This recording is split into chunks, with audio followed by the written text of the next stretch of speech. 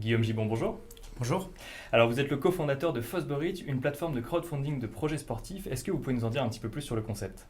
Le concept est assez simple. Dans le sillage du développement du crowdfunding en France, on a lancé une plateforme spécialisée qui s'adresse en fait aux clubs, aux athlètes, aux associations, aux fédérations même, dans leur démarche de financement, de recherche de fonds pour financer des projets. L'idée étant d'engager autour de chaque projet les communautés qui sont très très fortes et qui existent dans le sport, les passionnés, les fans ou les pratiquants. Donc n'importe qui en fait peut venir sur cette plateforme et décider de financer son projet. Ça peut être un athlète professionnel par exemple. Ça peut être un athlète professionnel comme un athlète local. Il n'y a aucun critère de niveau. Effectivement, tout le monde peut venir si tant est qu'il ait un projet en lien avec le sport et que ce projet soit crédible par rapport à son histoire. Ça a été créé il y a combien de temps Fosbury ? On a lancé le site en septembre dernier, septembre 2014, donc il y a un peu plus de 12 mois et aujourd'hui c'est plus de 300 projets financés, un peu plus d'1 million d'euros collectés sur tous ces 300 projets et quelques 25-30 000 contributeurs. Et vous êtes combien aujourd'hui ? Dans l'équipe Fosbury, on est un peu plus d'une dizaine, répartis sur différentes tâches. On a bien sûr des équipes techniques qui développent et maintiennent le site, des équipes communication, puisqu'on est vraiment sur un business communautaire, et puis plusieurs, ce qu'on appelle campaign managers, qui sont des gens qui sont responsables d'accompagner finalement les porteurs de projets, de la présentation du projet à l'animation du projet lui-même. On va utiliser là pour le coup beaucoup les réseaux sociaux notamment.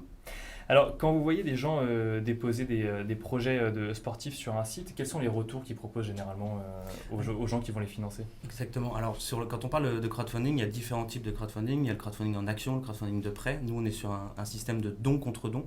Donc, il y a une échelle de contrepartie qui est associée en fait à chaque projet. Si je contribue à hauteur de 10, 20, 30 ou 40 euros, je vais avoir une contrepartie différente.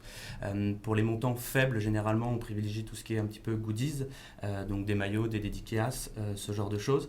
Et dès qu'on atteint des montants de l'ordre de 50, 100 euros par projet, on va mettre en avant ce qui caractérise le sport finalement, c'est donc le partage émotionnel. Les contributeurs vont pouvoir rencontrer le porteur de projet, discuter avec lui, partager son expérience. Et voilà, l'idée derrière tout ça, c'est que lorsque le champion qui a monté son projet sur Fosbury monte sur le podium, finalement, il soit pas uniquement tout seul, mais qu'il ait derrière lui les centaines de contributeurs qui ont participé à son aventure. Et la suite chez Fosbury, vous l'envisagez comment ? Alors la suite, déjà, elle se passe en France. Elle va se passer en France sur les prochains mois. Il y a plusieurs acteurs, il faut qu'on s'impose, clairement. Elle se passera ensuite à l'étranger. On a des visions de développement en Europe notamment. On vise les marchés anglo-saxons et les marchés d'Europe du Sud.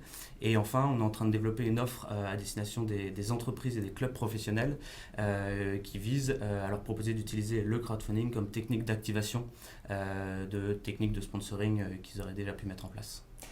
Messieurs, Vincent, Frédéric, le crowdfunding pour financer des projets au Stade Toulousain ou au Stade de France, c'est des choses auxquelles vous pourriez penser ? On y réfléchit, on a même des sujets en cours sur le crowdfunding. Ça revient un peu à ce qui a été dit, mais pour nous, ce sont des sujets qui vont être stratégiques. Et c'est une nouvelle manière de communiquer et de faire partager, de financer, de faire partager une expérience un peu différente. Au Stade de France également, c'est quelque chose auquel on réfléchit ou... Écoutez, je trouve ça très intéressant. Pour autant, ce n'est pas aujourd'hui notre priorité numéro 1. Parce qu'on a, sur tous les sujets qu'on a évoqués ailleurs, énormément de travail à mener à court terme.